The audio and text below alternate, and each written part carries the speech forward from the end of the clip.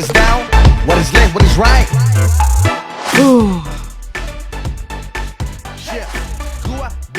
Sekolah full day. Yo, what's up Givams? Begin with me, my name is Aulia Kumara Putra. You can call me KP. And yap, pada vlog kali ini, jadi kemarin gua sempet lihat berita di Line News ya, namanya Line News atau apalah itu. Yang pasti fitur lain yang baru, yang berita-berita itu. And gua shock main ngeliat berita dari situ.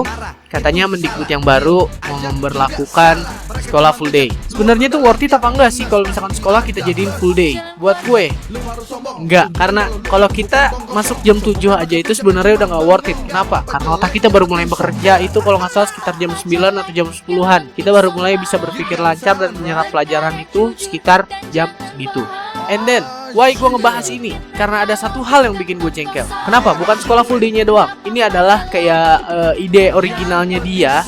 Tetapi setelah beberapa minggu kemudian, setelah dia udah dibully sama netizen, dia bilang bahwa ini adalah ide Bapak Presiden kita, yaitu Bapak Jokowi. Jadi gini, gue pernah sekolah. Gue yakin Mendikbud juga pernah sekolah. Seandainya kan di updatean terakhir dia itu, dia bilang bahwa full day-nya itu yang dimaksud adalah sampai siangnya belajar, sisanya ekskul. Katanya biar anaknya gak keliaran kemana-mana dan nungguin orang tuanya pulang dulu. And then gimana kalau si orang tuanya itu atau salah satu dari orang tuanya itu stay di rumah atau ibu rumah tangga? Ya dengan sekolah full day gitu sih gak worth it. Apalagi orang yang harus ngebantu ibunya kerja pulang sekolah. Itu menurut gue gak worth it banget. Kenapa gue bilang gak worth it? Karena seandainya sisanya dipakai ekskul, gak semua orang suka ekskul yang ada di sekolah. Menurut gue, mau sekolahnya full day, mau sekolahnya nggak full day, semua itu balik lagi ke muridnya sendiri. Gua dulu itu sekolah cuma masuk jam 1, pulang maghrib.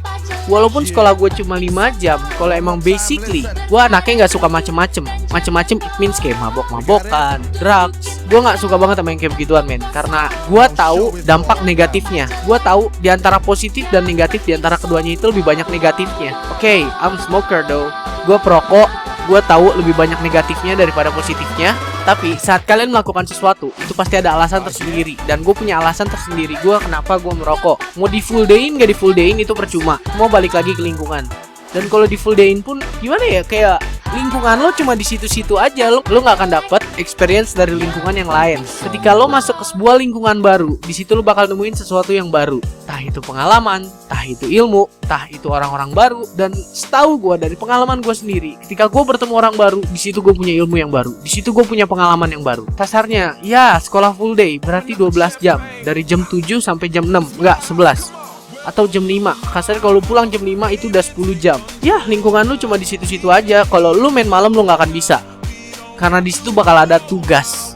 Jujur, kalian gak usah ikutin gua karena gua tahu ini negatif banget. Gua orangnya gak pernah ngerjain tugas. Tapi gua selalu mengerjakan tugas rumah gua di sekolah. Karena ketika di sekolah, status gua pelajar. Gua belajar. Ketika gua di rumah, I spend my time buat Q-time bareng keluarga, me time, dan yang lain-lain. Pokoknya ketika gue di rumah, gue nge-refresh otak gue gimana caranya biar gue segar lagi, biar biar otak gue tuh jadi kayak fresh lagi gitu, nggak sebutek tadi pas gue di sekolah. Kenapa gue bisa bilang gue butek di sekolah? Karena lo setiap hari Senin sampai Jumat, kalau dulu gue sekolah sampai Sabtu, Senin sampai Sabtu lo dipaksa menghafalkan 3-4 pelajaran dalam sehari. 3-4 pelajaran disuruh ngapalin. Guru terpintar yang pernah gue temuin selama 12 tahun gue sekolah cuma mampu menghafalkan 4 pelajaran. Itu pun bolong-bolong, gak semuanya. Anggaplah 2-3 pelajaran yang dia benar-benar hafal. Sedangkan kita, murid, dipaksa menghafalkan 10-12 pelajaran. Dan nilai kita minimal harus KKM. Sedangkan untuk mencapai KKM, kita perlu menghafalkan beberapa bab. Itu artinya, anggap aja gue harus ngapalin 4-5 bab buat satu pelajaran. 12 pelajaran artinya gue harus ngapalin 60 bab. Dan itu ngebunuh gue. Di luar negeri, di beberapa negara tetangga kita, sistem sekolah mereka tuh mereka bisa milih apa yang mereka suka. Sekolah itu buat gue tempat buat nyari jati diri, iya, ngembangin karakter kita juga, iya. Tapi yang ada di Indonesia adalah nekan murid, nakut-nakutin murid. Ya pokoknya dua itu tuh udah berbeda banget sama yang di luar negeri. Semua balik ke lingkungan lo, semua gimana lo. Pokoknya mau sekolah berapa belas jam, mau 24 jam lo sekolah juga percuma sih. Mau itu buat ekskul, mau itu emang buat belajar full. Enggak, menurut gua enggak worth it. Enggak worth it itu benar-benar pakai banget. Gua enggak ngerti apa yang dipikirkan Pak Mendikbud. Gua cuma berharap Pak Anies Baswedan balik lagi jadi Mendikbud, karena yang baru otaknya agak gesrek. Kalau buat gue ya, ini opini gue nggak peduli mau Mendikbud yang baru ini bad heart apa gimana. Ini opini gue, kayak kasarnya Mendikbud yang sekarang ini sama kayak Awkarin. Like ya, gue content creator dari beberapa tahun yang lalu.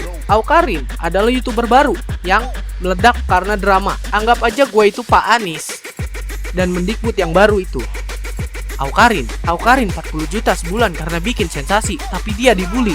Mendikbud yang baru yang gue lupa namanya, dia menteri baru, bikin sensasi, baru masuk udah bikin sensasi, tapi dia nggak dapat duit 44 juta, dia nggak ngasilin duit segitu. Gue nggak tahu gaji menteri, tapi yang pasti gue ngerasa bahwa Pak Mendikbud yang baru ini pengen nyaingin Awkarin atau pengen ngejatuhin Awkarin biar dia lebih terkenal. Ada peribahasa ini kalau dalam orang pacaran ya, kalau si cowok emang niat selingkuh, mau dikekang kayak gimana juga mereka bakal selingkuh. Tapi kalau cowok itu emang niat setia, mau dilepas kayak gimana juga dia nggak akan selingkuh. Ya pokoknya itu aja sih. Semoga kalian bisa milih lingkungan kalian, karena gue yakin orang yang nonton video gue itu kebanyakan masih anak-anak sekolah SD, SMP, SMA.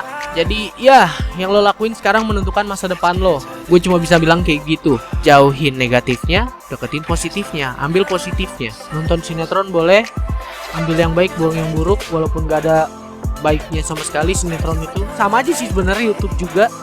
Kalau YouTube dilawani sama sinetron, sebenarnya sama aja, ada positif sama negatifnya juga. Semua balik lagi ke kalian.